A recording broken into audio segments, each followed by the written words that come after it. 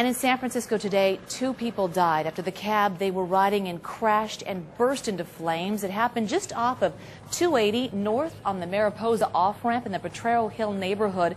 Phil Mateer is at the scene to show us what happened next. Phil. Right here at San Francisco General, where the patients were rushed to, 3 people, 2 have passed away. But it was the heroic efforts of 3 sheriff's deputies who happened to be right by that car that changed the story. Let's listen to it. Sheriffs played a huge role in, certainly saving all 3 people from severe burn injuries and maybe even burn deaths. It all began at about 11 a.m. this morning when smoke started pouring out of the front of a DeSoto cab as it drove along this stretch of Interstate 280. The driver pulled off, the brakes failed, and the cab slammed into the freeway abutment, bursting into flames. I live up in Mississippi, and I looked out the window, and all of a sudden I started seeing big billows of black smoke come up from over here. As luck would have it, 3 San Francisco sheriff's deputies were driving an empty jail van right behind the cab. They saw the collision, and they went immediately to help. A couple of sheriffs came out and pulled the people out of the car.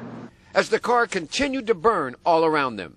One of the passengers passed away while en route to the hospital. The other 2 remain in critical condition at San Francisco General. Good thing that they were right behind him, were able to act quickly and pretty much save their lives.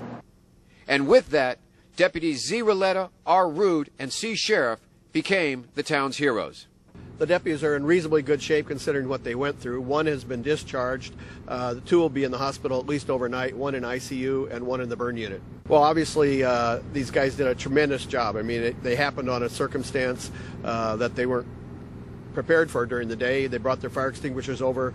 They were heroic in going into the burning car and pulling people out, getting burned themselves, and the victims were burning at the time, too. So they were very heroic.